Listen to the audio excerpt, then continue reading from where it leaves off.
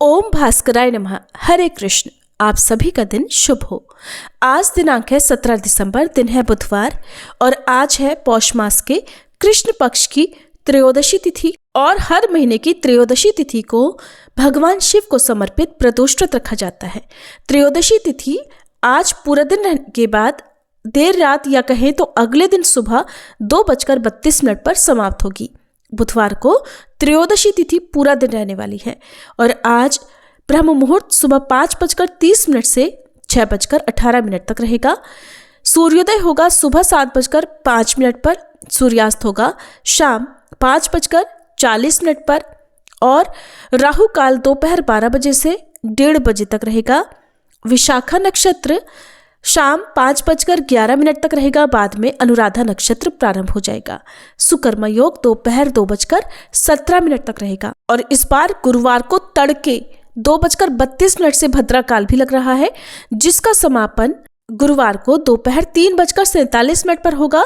हालांकि इस बार भद्रा का वास स्वर्गलोक में रहेगा और पूजा पाठ के लिए यदि भद्रा स्वर्गलोक में भी रहती है तो पृथ्वीलोक पर अशुभ नहीं मानी जाती। जब मृत्युलोक में भद्रा का वास होता है तभी सभी शुभ कार्यों के लिए ये समय अशुभ होता है। अब आप सभी सुनिए सीता नित्य नेम की कहानी। उसके बाद हम पौष मास महात्म्य की आज की कथाएं, आज का अध्याय सुनेंगे। इस कहानी को सीता माता कहती थी और प्रभु श्री राम सुना करते थे। एक दिन श्री राम भगवान को किसी काम के लिए बाहर जाना पड़ा तो सीता माता कहने लगी कि भगवान, मेरा तो 12 वर्ष का नित्यनेम है, अब आप बाहर जाएंगे तो मैं अपनी कहानी किसे सुनाऊंगी। तब श्री राम ने कहा कि सीते, आप कुएं की पाल पर जाकर बैठ जाना और वहाँ पर जो भी औरतें पानी भरने आएंगी उन्हें अपनी कहानी सुना दिया करना। सीता माता कुएं की पाल पर जाकर बैठ गई। तभी एक स्त्री आई। उसने रेशम की जरी की साड़ी पहन रखी थी और सोने का घड़ा ले रखा था। सीता माता उसे देखकर कहने लगी, बहन, मेरा 12 वर्ष का नित्यनेम सुन लो। पर वह स्त्री बोली कि मैं तुम्हारा नित्यनेम सुनूंगी तो मुझे तो घर जाने में देर हो जाएगी और मेरी सास मुझसे झगड़ा करेगी। इसलिए उसने कहानी नहीं सुनी और अपने घर चली गई। लेकिन उसके घर जाते ही उसकी रेशम जरी की साड़ी फट गई। सोने का घड़ा मिट्टी के घड़े में बदल गया। सासू ने देखा तो पूछा, अरे बहू, ये किसका दोष अपने सिर लेकर आ गई है। बहू बोली, माँ जी, कुएं पर एक औरत बैठी थी। उसने अपनी कहानी सुनने के लिए कहा, लेकिन मैंने नहीं सुनी। शायद उसी का ये फल मुझे मिला है। बहू की बात सुनकर अगले दिन वही साड़ी और वही घड़ा लेकर सास कुएं की पाल पर गई। सास को वहीं पर सीता माता बैठी मिली तो माता सीता ने कहा, बहन, मेरी कहानी सुन लीजिए। सासू बोली, एक बार छोड़, मैं तो 4 बार कहानी सुन लूँगी। तब सीता माता बोली, राम आए लक्ष्मण आए, देश के पुजारी आए, नित नेम का नेम लाए, आओ राम बैठो राम, तपी रसोई जीमो राम, माखन मिश्री खाओ राम, दूध पताशा पियो राम, सूत के पलका मोठो राम, शाल दुशाला पोठो राम, शाल दुशाला ओढ़ो राम, जब बोलूं राम ही राम, राम सवारे सबके काम, खाली घर भंडार भरेंगे, सबका बेड़ा पार करेंगे, श्री राम जय जय राम। सासू बोली, बहन, कहानी तो बहुत अच्छी लगी। फिर कहानी सुनकर सासू घर चली गई और उसकी साड़ी फिर से रेशम जरी की बन गई। मिट्टी का घड़ा भी फिर वापस से सोने के घड़े में बदल गया। बहू ने देखा तो कहने लगी, सासू माँ, आपने ये सब कैसे किया। सासू बोली, बहू, तू दोष लगा कर आई थी और मैं अब दोष उतार कर आ रही हूँ। बहू ने पूछा कि माँ जी, वह कुएं वाली स्त्री कौन है। सासू ने बताया कि वह तो सीता माता थी। वो पुराने से नया कर देती हैं, खाली घर में भंडार भर देती हैं। वह लक्ष्मी जी का वास घर में कर देती हैं और मनुष्य की जो भी इच्छा हो उसे पूर्ण कर देती हैं। बहू बोली, माँ जी, फिर तो ऐसी कहानी मुझे भी सुना दो। सास बोली कि ठीक है, तुम भी सुनो। फिर सास ने कहानी शुरू की। राम आए लक्ष्मण आए, देश के पुजारी आए, नित नेम का नेम लाए, आओ राम बैठो राम, तपी रसोई जीमो राम, माखन मिश्री खाओ राम, दूध बताशा पियो राम, सूत के पलका मोठो राम, शाल दुशाला पोठो राम, शाल दुशाला ओढ़ो राम। जब बोलूं राम ही राम, राम सवारे सबके काम, खाली घर भंडार भरेंगे, सबका बेड़ा पार करेंगे। बोलो श्री राम, जय जय राम। कहानी सुनकर बहू बोली, माँ जी कहानी तो बहुत अच्छी है। सासू ने कहा, ठीक है, अब से हम इस कहानी को रोज किया करेंगे। अब सास बहू रोज सवेरे उठती, नहाती धोती और पूजा करने के बाद नित्य नेम की सीता माता की कहानी कहती। एक दिन की बात है, उनके यहाँ पड़ोस की एक औरत आई और बोली कि बहन जरा सी आँच तो देना। तो बहू बोली कि आँच तो अभी हमने जलाई ही नहीं। पड़ोसन बोली, तो फिर तुम सुबह 4 बजे से उठकर क्या कर रही हो? तो उन्होंने कहा कि हम तो सुबह सुबह उठकर पूजा करते हैं, फिर सीता माता की नित्य नेम की कहानी कहते हैं। पड़ोसन ने उनकी बात सुनकर फिर कहा कि सीता माता की कहानी कहने से तुम्हें क्या मिला? तब वे दोनों बोली कि सीता माता की कहानी कहने से घर में भंडार भर जाते हैं, सारे काम पूर्ण हो जाते हैं, मन की इच्छा भी पूरी होती है। पड़ोसन ने कहा, बहन अगर ऐसा है तब तो फिर मुझे भी कहानी सुना दो। तब बहू बोली कि ठीक है, तुम भी ये कहानी सुन लो। राम आए लक्ष्मण आए, देश के पुजारी आए, नित नेम का नेम लाए, आओ राम बैठो राम, तपी रसोई जीमो राम, माखन मिश्री खाओ राम, दूध बताशा पियो राम, सूत के पलका मोठो राम, शाल दुशाला पोठो राम, शाल दुशाला ओढ़ो राम। जब बोलूं राम ही राम, राम सवारे सबके काम, खाली घर भंडार भरेंगे, सबका बेड़ा पार करेंगे, श्री राम जय जय राम। पड़ोसन ने इस कहानी को सुना तो कहने लगी, बहन कहानी तो बहुत अच्छी लगी। अब वह पड़ोसन भी नित्य नेम सीता माता की कहानी कहने लगी। कहानी कहने से सीता माता ने पड़ोसन के भी धन के भंडार भर दिए। देखते ही देखते अब तो पूरे मोहल्ले में नित्य नेम की कथा चल पड़ी और हर किसी की मनोकामना पूर्ण होने लगी। हे सीता माता, जैसे आपने उन सभी के भंडार भरे, वैसे ही हमारे भी भरना। कहानी कहने वाले, सुनने वाले और हुंकार भरने वाले सबके भरना। सभी प्रेम से बोलिए, सीता मैया की जय। अब सुनिए आज का अध्याय। भाऊ राजा राम कंवर नामक एक डॉक्टर खामगांव में था। उसकी बदली तेल्हारा नामक शेगांव से उत्तर में गांव है वहां पर हो गई। वह तेल्हारा जाने के लिए परिवार सहित खामगांव से निकला और मठ में श्री गजानन महाराज का दर्शन करने के बाद गाड़ी से तेल्हारा जाने के लिए तैयार हुआ। शाम का समय हो गया था, सो मठाधिपति बाला भाऊ उससे कहने लगा कि आप प्रसाद लेकर फिर तेल्हारा जाइए, और आप तो आज तक कभी भी प्रसाद ग्रहण किए बिना नहीं गए हैं, फिर आज ऐसा क्यों? जिसमें आज व्यतिपात है ये सोच के। इस पर कंवर ने कहा, आज रात को प्रसाद ग्रहण करके अगली रात में निकल जाऊंगा, क्योंकि मुझे जल्दी है, आप आग्रह मत करिए। इस प्रकार कहकर वह दमनी जोत कर बाल बच्चों के साथ तेल्हारा जाने को तैयार हो गए। अंधेरी रात थी और बड़ी भयंकर ठंडी भी लग रही थी, मानो रात्रि अपने पति के वियोग में शोक कर रही हो। और उस समय ऐसा चमत्कार हुआ कि गाड़ी वाला तेल्हारा का रास्ता ही भूल गया। गाड़ी बहुत ही तंग रास्ते से गुजर रही थी और दोनों तरफ रास्ते में कांटे ही कांटे थे। रात का समय था तो भला रास्ता भी किससे पूछे, क्या करे। अंत में एक बड़े सरोवर पर गाड़ी खड़ी हो गई। तब गाड़ी वाले ने कहा, साहब रास्ता भूल गया। अब ये बात सुनकर कुंवर को तो बड़ा आश्चर्य हुआ। नीचे उतरकर देखा तो कुछ भी दिखाई नहीं पड़ता था। सो वह गाड़ी वाले को बहुत बात बोलने लगा, उसे डांटने लगा कि तुम तेल्हार के हो, इसीलिए तो मैंने तुम्हारी गाड़ी की और तुमने यह एकांत जगह में लाकर मुझे खड़ा कर दिया है। अरे क्या तुमने मदिरा तो नहीं पी ली थी जिससे तुम्हें रास्ता नहीं दिखा? तेल्हार का रास्ता बड़ा रास्ता है, उस पर तो सदैव लोग आया जाया करते हैं, फिर तुम्हारी गाड़ी यहाँ तंग रास्ते में कैसे आ गई? इस पर गाड़ी वाला हाथ जोड़कर बोला, साहब मुझको गालियाँ क्यों देते हो? मैं तो हमेशा भाड़े पर ही गाड़ी चलाता हूँ।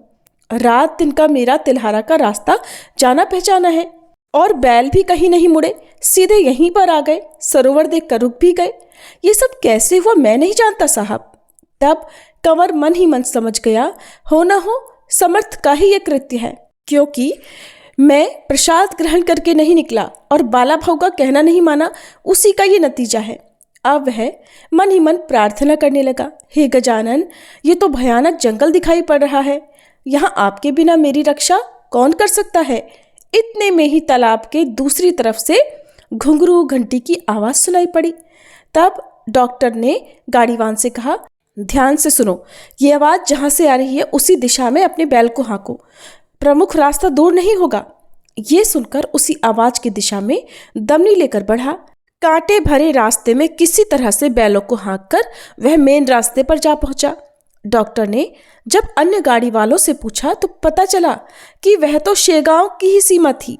अब डॉक्टर ने कंवर से कहा, गाड़ी को शेगांव वापस लेकर चलो, क्योंकि इतनी रात गए भटकने के बाद भी वे अभी तक शेगांव की ही सीमा में भटक रहे थे।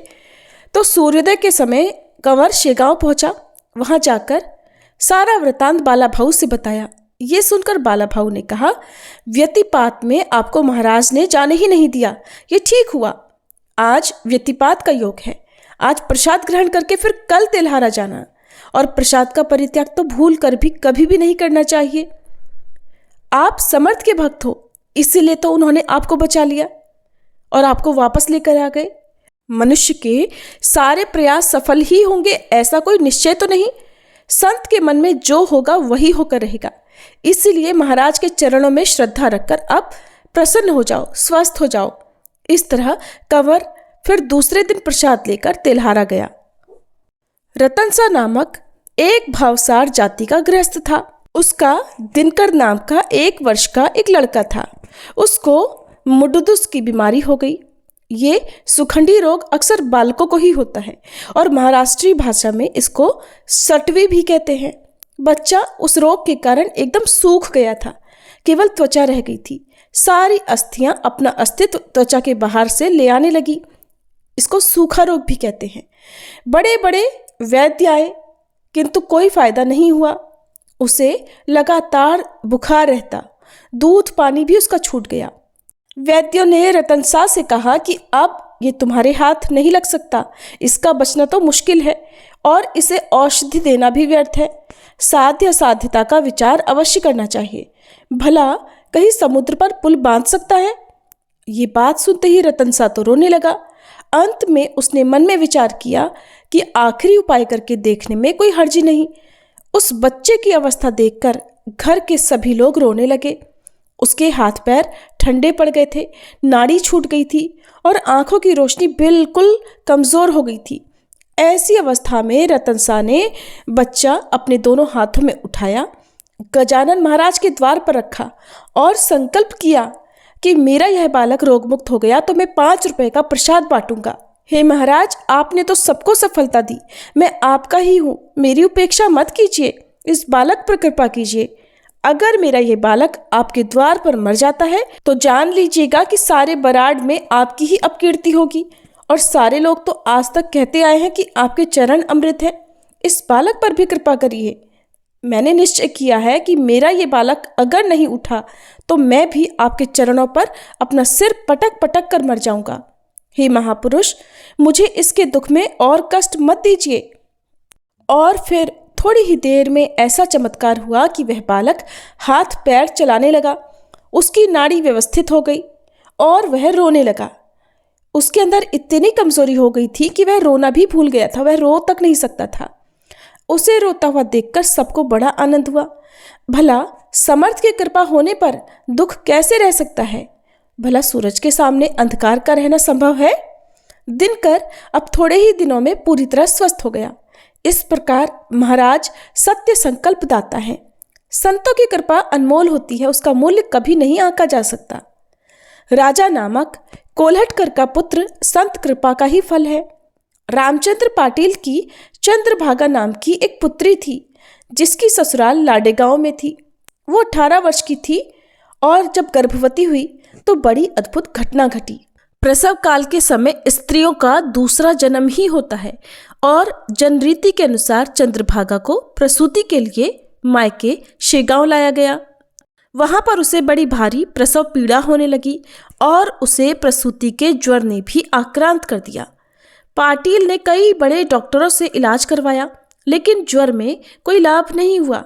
थोड़ा बहुत तो आराम हुआ, लेकिन ज्वर पूरी तरह से दूर नहीं हुआ, जिससे चंद्रभागा बार बार बीमार पड़ने लगी।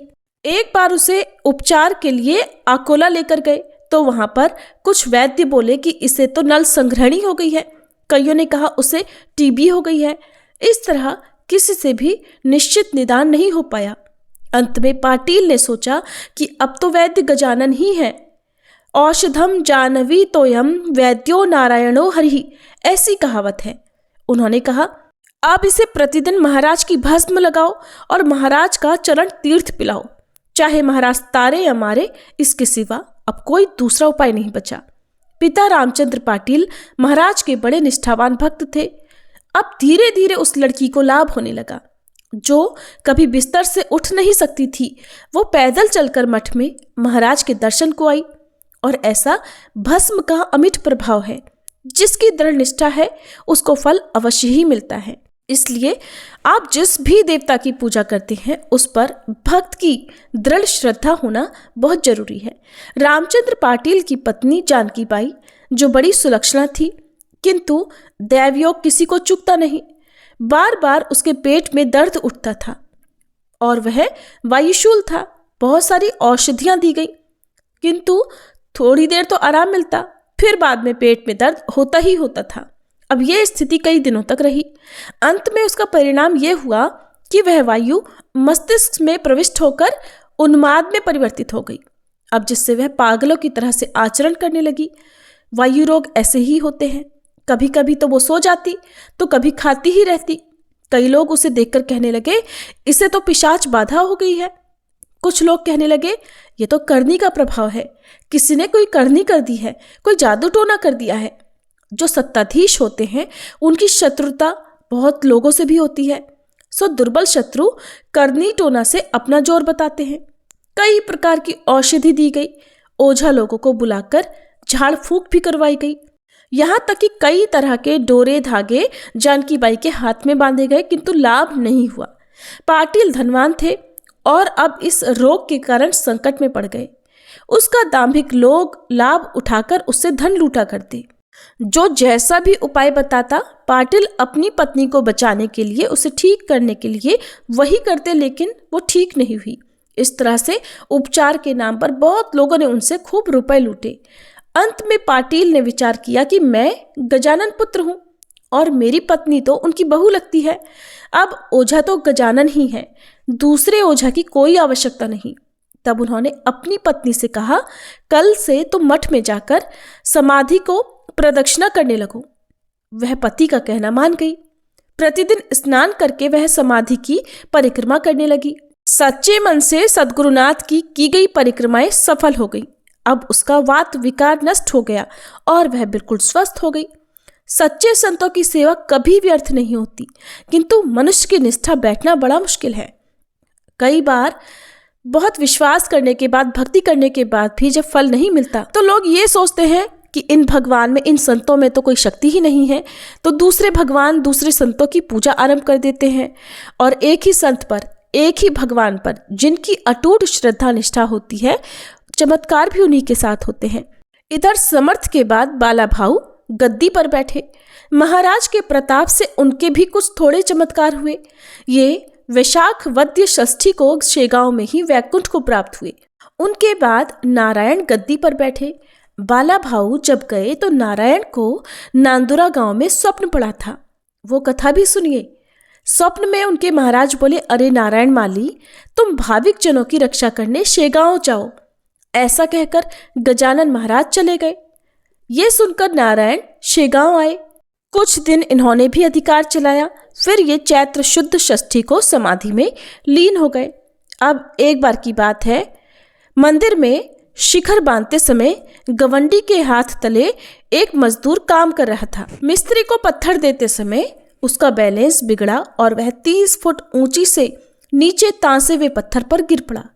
उसको गिरते हुए लोगों ने देखा और सोचा कि इतनी ऊंचाई से गिरने पर इसका बचना तो मुश्किल है, इसकी तो मृत्यु निश्चित है।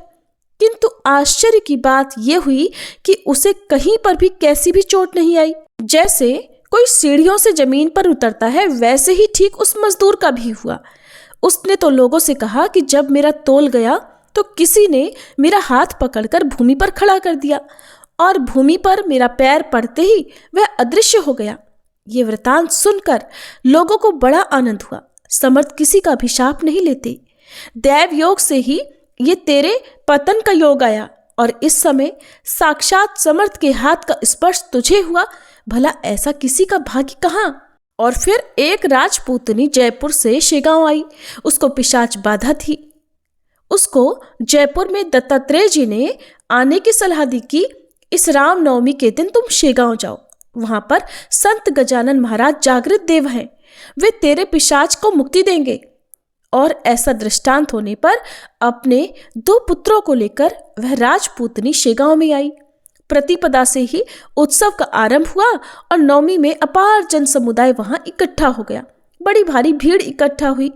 सभा मंडप का काम चल रहा था। बड़े घड़े हुए स्तंभ खड़े किए गए थे और ये सब संगमरमर के पत्थर थे, जो हर एक स्तंभ 5 फुट ऊंचा और 1.5 फुट चौड़ा था। उत्सव के कारण भक्तों ने काम बंद कर दिया था। स्तंभ केवल खड़े किए गए थे। श्री रामचंद्र जी का जन्म हुआ और प्रसाद के लिए प्रचंड जन समुदाय उमड़ पड़ा, जिसका तो वर्णन ही नहीं किया जा सकता कि कितनी भीड़ थी। ऐसी भीड़ में वह राजपूतनी एक स्तंभ के सहारे से खड़ी थी, किंतु उल्टा ही हुआ। वह स्तंभ जिसके सहारे वो खड़ी हुई थी, वह स्तंभ तो ठीक उसी के ऊपर गिर पड़ा और वह उस स्तंभ के खंबे के नीचे दब गई। सब लोग सोचने लगे, इतने भारी भरकम स्तंभ के नीचे ये दबी है, ये तो मर ही गई होगी। लेकिन वह स्त्री मरी नहीं, बल्कि पहले की तरह स्वस्थ होकर जयपुर गई। उसे कुछ भी नहीं हुआ और वह आनंद पूर्वक रहने लगी। ऐसा स्वामी गजानन का अमिट प्रभाव है। जब लोगों ने उसे खंबे के नीचे दबा देखा तो सब लोग कहने लगे, कहाँ की है ये, कौन है? अरे अरे, इसके साथ तो 2 बच्चे भी नीचे दबे हुए दिख रहे हैं। फिर 10-20 जनों ने मिलकर उस भारी भरकम स्तंभ को उठाया, उसके मुख में जल डाला और फिर उपचार करने के लिए महिला चिकित्सालय में भेजा। उस समय सई बाटी मोटे चिकित्सालय में लोबो नाम की एक महिला डॉक्टर थी। उस समय में वह प्रसिद्ध सर्जन थी। उसने उस राजपूतनी पर सामान्य उपचार किया और उसे भेज दिया और कहा कि इसे तो कहीं भी चोट नहीं लगी है, बल्कि ये तो पूरी तरह से स्वस्थ है। वो क्रिश्चियन डॉक्टर यीशु ख्रिस्त की बड़ी भक्त थी। वास्तव में ये आश्चर्यजनक घटना है कि इतना भारी, इतना वजनदार स्तंभ उस पर गिरा और उसे बिल्कुल चोट नहीं आई। अरे, वो सुरक्षित रह कैसे पाई? इस घटना का कारण शायद ये है कि जो स्तंभ गिरा वह उस पिशाच को मुक्त करने के लिए गजानन महाराज ने ही गिराया होगा। यद्यपि लौकिक लोगों की दृष्टि में वह स्तंभ राजपूतनी के शरीर पर गिरा था, किंतु वास्तव में वह उस पर नहीं गिरा, बल्कि उसके शरीर में जो पिशाच था उस पर गिरा और वह मुक्त हो गया। और वह स्त्री पहले की तरह स्वस्थ होकर जयपुर में गई और आनंद पूर्वक रहने लगी। ऐसा स्वामी गजानन का अमिट प्रभाव है। कृष्णाजी पाटिल के पुत्र रामचंद्र पाटिल, जो महाराज के परम भक्त थे, इन्होंने अंत तक मंदिर का कार्य वहन करके महाराज की सेवा की। इनके घर पर एक रोज मध्याह्न के समय एक साक्षात्कारी गोसाई के रूप में आए और रामचंद्र पाटिल को आवाज दी कि मुझे भूख लगी है, कुछ भोजन मिलेगा क्या? पाटिल बड़े भाविक वृत्ति के थे। गोसाई की आवाज सुनकर वह बाहर आए और बड़ी बारीकी से उसको देखा तो वह इस निश्चय पर पहुंचा कि हो न हो ये तो गजानन महाराज जी ही हैं। गोसाई का हाथ पकड़कर घर में लाकर पीढ़े पर बिठाया और यथाविधि पूजन किया। गोसाई ने पाटिल से कहा, बच्चा, आज मैं जानबूझकर तुम्हें कुछ बताने के लिए आया हूं। ध्यान देकर सुनो। ग्रीष्म काल में गोदावरी का जल थोड़ा सूख जाता है, वैसे ही ये हुआ है। तुम धन की चिंता मत करो, वह समाप्त हो जाएगा। श्री हरि की कृपा रूपी मेघ वर्षा से ये सब होगा। जहां पर मेरा जूठन गिरता है वहां किसी चीज की कोई कमी नहीं होती। थाल परोस कर लाओ, सुग्रास भोजन दो और इच्छा हो तो एकाध वस्त्र मेरे शरीर पर डाल दो। याचक की हुई पूजा और दक्षिणा, उसे दिया हुआ अन्न साक्षात नारायण को प्राप्त होता है, क्योंकि श्रुति कहती है अतिथि देवो भव, किंतु वह अतिथि शुद्ध होना चाहिए। उसके बिना ये कौतुक असंभव है। अब पाटिल थाल परोस कर लाया। फिर गोसाई ने बड़े प्रेम से भोजन किया। उस पर उसके हाथ पर पाटिल ने दक्षिणा के रूप में 5 रुपए रख दिए। तब गोसाई ने कहा, पाटिल, हम बैरागी हैं, ये दक्षिणा मुझे नहीं चाहिए। दक्षिणा के रूप में आप वचन दीजिए कि गजानन के मठ का कार्यवहन तुम ही करोगे, यही मेरी दक्षिणा होगी। मैं तो बस यही बताने को आया हूँ। समर्थ सेवा रूप दक्षिणा देने वाला तुम्हारे बिना दूसरा वर्तमान में कोई नहीं है। तुम्हारी पत्नी जो बार बार बीमार पड़ती है, वो भी इस दक्षिणा से रोगमुक्त हो जाएगी। तुम अपने पुत्र को बुलाओ। उसके गले में मैं एक ताबीज बांधूंगा, जिससे उसे कभी कोई बाधा नहीं होगी, क्योंकि सत्ता संसार में बैर का मूल्य है। पानी ही पानी का शत्रु होता है। तुम्हारी पाटिल की वतनदारी अवश्य ही संभालो। वो एक प्रकार का कवच होगा। उसका उपयोग बड़ा संभाल कर करना। किसी का द्वेष मत करना और सन्नीति कभी मत छोड़ना। वर्तमान शासन के विरुद्ध कभी मत जाना और उसी तरह दाम्भिक और संतों की पहचान करके व्यवहार करना। ऐसा आचरण करने पर साक्षात लक्ष्मीपति तुम्हारे ऋणी रहेंगे। और ये मेरा वचन तुम सत्य समझो। आवक के अनुसार ही खर्च करो। संत का अपमान करने पर ईश्वर क्रोधित हो जाते हैं। सो सच्चे संत का कभी अपमान मत करना। संत चरणों में प्रेम करो। अपने वंशजों की कमी कभी अपने मन में ना रखना। ऊपरी व्यवहार में भले ही क्रोध कर लेना, लेकिन हृदय में सदा दया रखना। जैसे कटहल के फल पर ऊपर कांटे होते हैं, लेकिन उसके अंदर स्वादिष्ट और मधुर पुष्ट गिरी होती है। मैं तो हमेशा तुम्हारे पीछे खड़ा हूं। ऐसा कहकर गले में ताबीज बांधकर गोसाई रास्ते पर चल पड़ा और अदृश्य हो गया। पाटिल ने सोचा कि स्वयं गजानन महाराज जी ही मुझे उपदेश देने गोसाई रूप में आए थे। रात्रि को स्वप्न में आकर पाटिल की शंका का निवारण हुआ। ऐसे श्री गजानन महाराज भक्त वत्सल हैं। यह गजानन महाराज का चरित्र परम पवित्र और तारक है, किंतु दृढ़ निष्ठा होना जरूरी है। ऐसी होती है संतों की महिमा। ये था आज का प्रसंग। आपको कथा कैसी लगी कमेंट करके जरूर बताइएगा। अब सुनिए लपसी और तपसी की कहानी, फिर आप सुनेंगे चालीसा पाठ।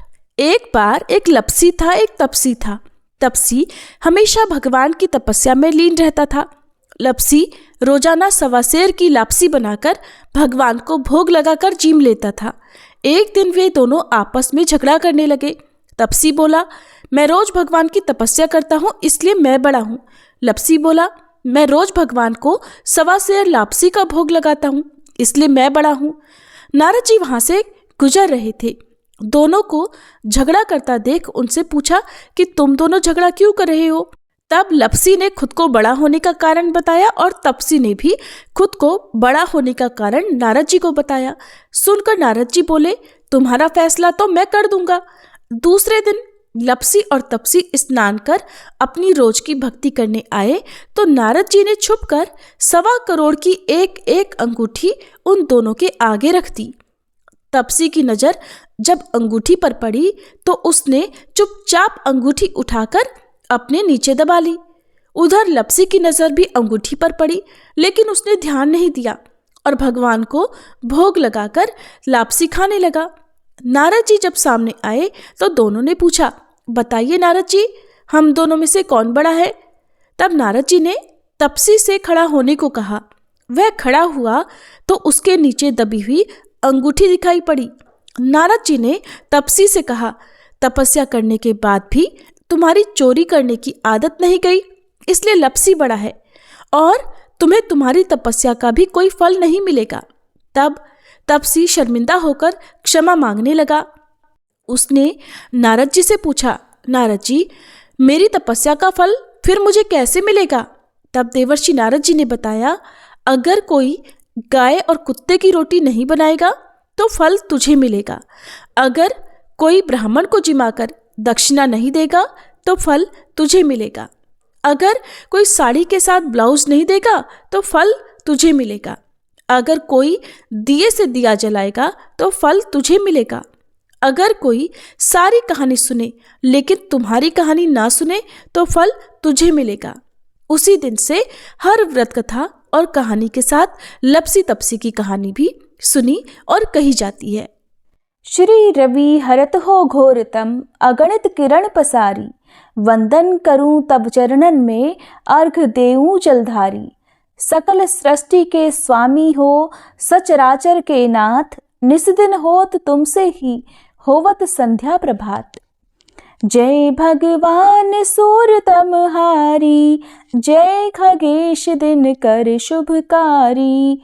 तुम हो सृष्टि के नेत्र स्वरूपा, त्रिगुणधारी त्रैवेद स्वरूपा।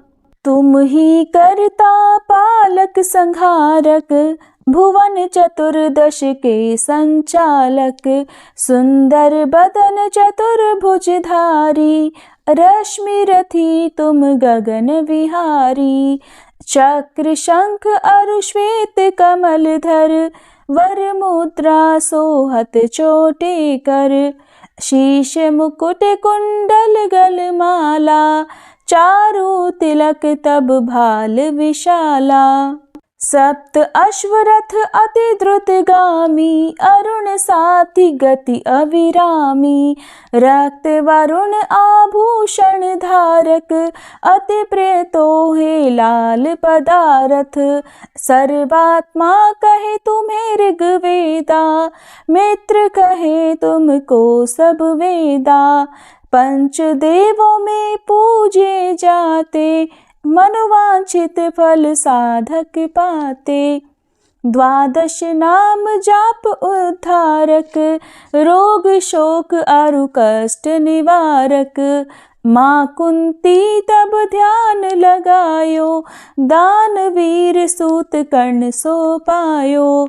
राजा युधिष्ठिर तब जस गायो, अक्षय पात्र वो वन में पायो। शस्त्र त्याग अर्जुन अकुरायो, बन आदित्य हृदय से पायो। विंध्याचल तब मार्ग में आयो, हाहाकार तिमिर से छायो।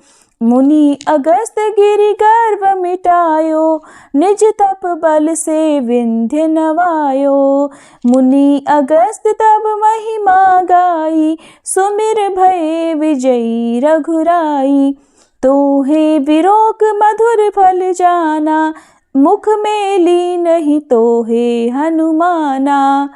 तब नंदन शनि देव कहावे, पवन के सूत शनि तीर मिटावे। यज्ञ व्रत स्तुति तुम्हारी कीन्ही, भेंट शुक्ल यजुर्वेद की दीन्ही। सूर्यमुखी खरितर तब रूपा, कृष्ण सुदर्शन भानु स्वरूपा। नमन तोहे ओंकार स्वरूपा, नमन आत्मा अरुकाल स्वरूपा। दिग दिगंत तब तेज प्रकाशे, उज्ज्वल रूप तुम्ही आकाशे। दश दिगपाल करत तब सुमिरन, अंजलि नित्य करत हैं अर्पण। त्रिविध ताप हरता तुम भगवन, ज्ञान ज्योति करता तुम भगवन। सफल बनावे तब आराधन, गायत्री जप सरल है साधन। संध्या त्रिकाल करत जो कोई, पावे कृपा सदा तब वोही। चित शांति सूर्यास्तक देव, व्याधि अपाधि सब हर लेवे। अष्टदल कमल यंत्र शुभकारी, पूजा उपासना तब सुखकारी। माघ मास शुद्ध सप्तमी पावन, आरंभ हो तब शुभ व्रत पालन। भानु सप्तमी मंगलकारी, भक्ति दायनी दोषणहारी। रविवासर जो तुमको ध्यावे, पुत्रादिक सुख वैभव पावे। पाप रूपी पर्वत के विनाशी, व्रज रूप तुम हो अविनाशी। राहु आन तब ग्रास बनावे, ग्रहण सूरता को लग जावे। धर्म दान तप करते हैं साधक, मिटत राहु तब पीड़ा बाधक। सूर्य देव तब कृपा कीजे, दीर्घ आयु बल बुद्धि दीजे।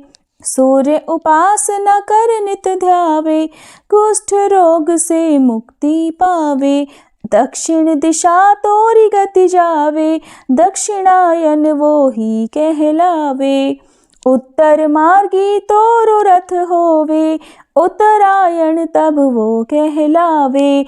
मन और वचन कर्म हो पावन, संयम करता भलित आराधन। भरत दास चिंतन करत घर दिन कर तब ध्यान, रखियो कृपा इस भक्त पे तुम्हारी सूर्य भगवान। ओम जय सूर्य भगवान, जय हो दिनकर भगवान। जगत के नेत्र स्वरूपा, तुम हो त्रिगुण स्वरूपा। धरत सब ही तब ध्यान, ओम जय सूर्य भगवान। सारथी अरुण है प्रभु, तुम श्वेत कमल धारी। तुम चार भुजाधारी, अश्व है सात तुम्हारे। कोटि किरण पसारे, तुम हो देव महान। ओम जय सूर्य भगवान। उषा काल में जब तुम उदयाचल आते, सब तब दर्शन पाते।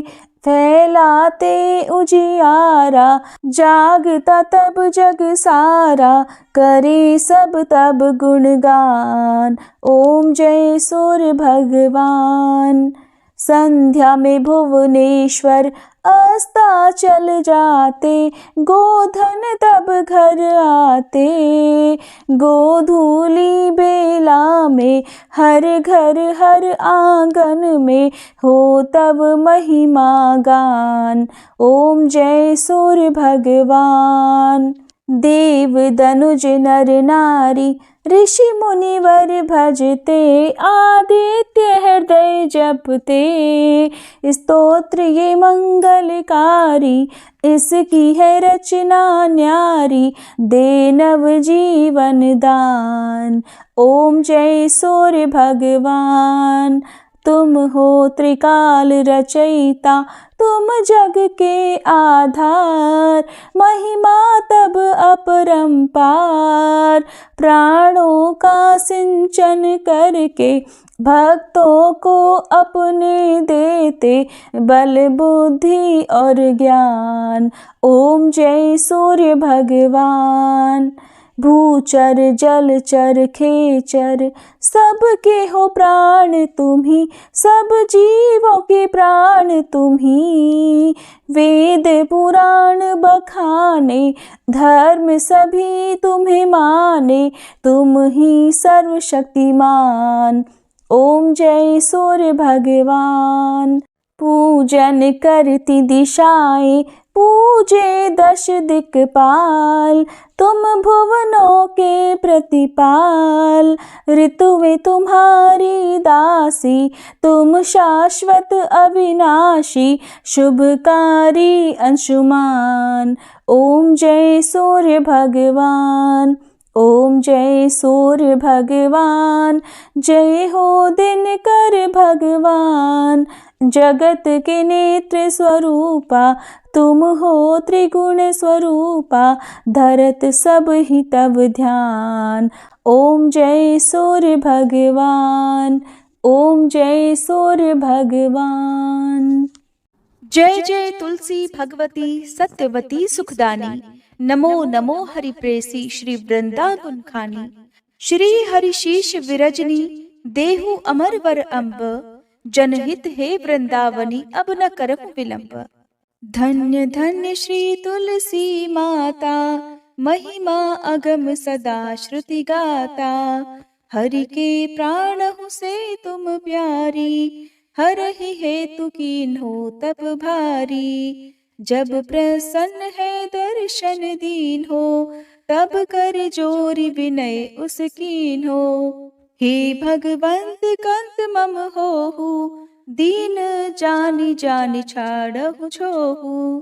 सुनी लक्ष्मी तुलसी की बानी, दीन हो श्राप कध पर आनी। उस अयोग्य वर मांगन हारी, हो बिटप तुम जड़ तनुधारी। सुनि तुलसी ही श्रव्योत ही ठामा, करहु वास तुहु नीचन धामा।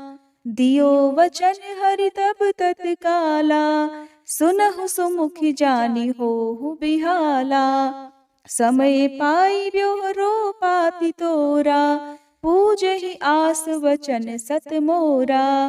तब गोकुल मह गोप सुदामा, तासु भई तुलसी तू बामा।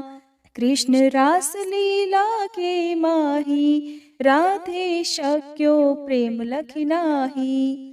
दियो श्राप तुलसी तत्काला, नर लोक ही तुम जन्महु बाला। यो गोप वह दानव राजा, शंख चूर्ण नामक शिर ताजा। तुलसी भई दासु की नारी, परम सती गुण रूप अगारी। अस द्वै कल्प बीति जब गयहु, कल्प तृतीय जन्म तब भयहु। वृंदा नाम भयो तुलसी को, असुर जलंधर नाम पति को। कर अति द्वंद अतुल बल धामा, कीन्हा शंकर से संग्रामा। जब निज सैन्य सहित शिव हारे, मरहि न तब हर हर ही पुकारे। पतिव्रता वृंदाती नारी, को न सके पति ही संहारी। तब जलंधर ही भेष बनाई, वृंदा ढिग हरि पहुँचो जाई। शिव हित लहि करि कपट प्रसंगा, कियो सतीत्व धर्म तो ही भंगा। भयो जलंधर कर संहारा, सुनी उर शोक उपारा। तिहि क्षण दियो कपट हरि तारी, लखि वृंदा दुख गिरा उचारी। जलंधर जस हत्यो भीता, सोई रावण तस हरहि सीता। अस प्रस्तर सम हृदय तुम्हारा, धर्म खंडी मम पति ही संहारा। यही कारण लहि श्राप हमारा, होवे तनु पाषाण तुम्हारा। सुनि हरि तुरत ही वचन उचारे, दियो श्राप बिना विचारे। लख्यो ना निज कर दूत पति को, छलन चाहियो जब पार्वती को। जड़ मति तुह अस हो जड़ रूपा, जग में तुलसी बिटप अनूपा। धग्व रूप हम शाली ग्रामा, नदी गंडकी बीच ललामा। जो तुलसी दल हम ही चढ़ई है, सब सुख भोग परम पद पई है। बिनु तुलसी हरि जलत शरीरा, अतिशय उठत शीश उर पीरा। जो तुलसी दल हरि शिर धारत, सो सहस्त्र घट अमृत डारत। तुलसी हरि मन रंजनिहारी, रोग दोष दुख भंजनिहारी। प्रेम सहित हरि भजन निरंतर, तुलसी राधा में नाही अंतर। व्यंजन हो 56 प्रकारा, बिन तुलसी दल ना हरहि प्यारा। सकल तीर्थ तुलसी तर छाही, लहत मुक्ति जन संशय नाही। कवि सुंदर इक हरि गुण गावत, तुलसी निकट सहस गुण पावत। बसत निकट दुर्वासा धामा, जो प्रयास ते पूर्व ललामा। पाठ करहि जो नित नर नारी, हो ही सुख भाषहि त्रिपुरारी। तुलसी चालीसा पढ़ी तुलसी तरु गृहधारी, दीप दान करी पुत्र फल पावहि बंध्यहु नारी। सकल दुख दरिद्र हरिहार हुए परम प्रसन्न, आशय धन जन लड़ही कर बसहि पूर्णा अत्र। लाही अभिमत फल जगत महिलाहि पूर्ण सब काम, जेहि दल अर्पहि तुलसी तह सहस बसहि हरि राम। तुलसी महिमा नाम लख, तुलसी सूत सुख राम। मानस 40 रच्यो जग मह तुलसीदास। प्रेम से बोलिए तुलसी महारानी की जय। तुलसी महारानी नमो नमो, हर की पटरानी नमो नमो। तुलसी महारानी नमो नमो, धन तुलसी पूरण तप कीनो, शालिग्राम बनी पटरानी नमो नमो। तुलसी महारानी नमो नमो, हर की पटरानी नमो नमो। जाके पत्र मंजरी कोमल, श्रीपति कमल चरण लपटानी नमो नमो। तुलसी महारानी नमो नमो, हरि की पटरानी नमो नमो। कौन महीने बोई रानी तुलसा, कौन महीने हुई हरियाली नमो नमो। तुलसी महारानी नमो नमो, हर की पटरानी नमो नमो। कौन महीने हुई तेरी पूजा, कौन महीने हुई पटरानी नमो नमो। तुलसी महारानी नमो नमो। आषाढ़ मास में बोई रानी तुलसा, सावन महीने हुई हरियाली नमो नमो। तुलसी महारानी नमो नमो, हरि की पटरानी नमो नमो। कार्तिक मास में हुई तेरी पूजा, मंगसिर मास हुई पटरानी नमो नमो। तुलसी महारानी नमो नमो, हर की पटरानी नमो नमो। धूप दीप नैवेद्य आरती, पुष्पन की वर्षा बरसानी नमो नमो। तुलसी महारानी नमो नमो, हर की पटरानी नमो नमो।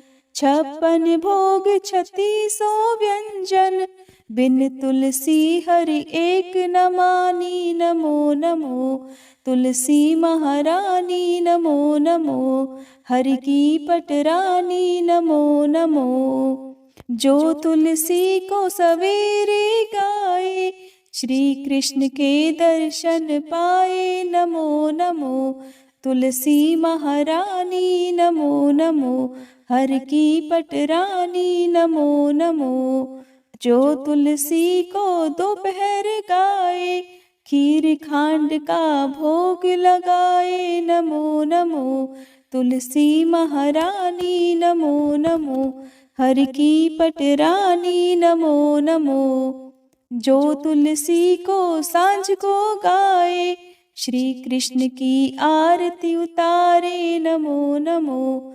तुलसी महारानी नमो नमो, हर की पटरानी नमो नमो।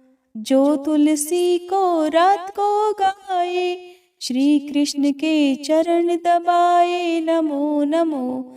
तुलसी महारानी नमो नमो, हर की पटरानी नमो नमो। सब सखी मैया तेरो यश गावे, भक्ति दान दी जय महारानी नमो नमो। तुलसी महारानी नमो नमो, हर की पटरानी नमो नमो। तुलसी महारानी नमो नमो, हर की पटरानी नमो नमो। प्रेम से बोलिए श्री कृष्ण भगवान की जय। तुलसी महारानी की जय।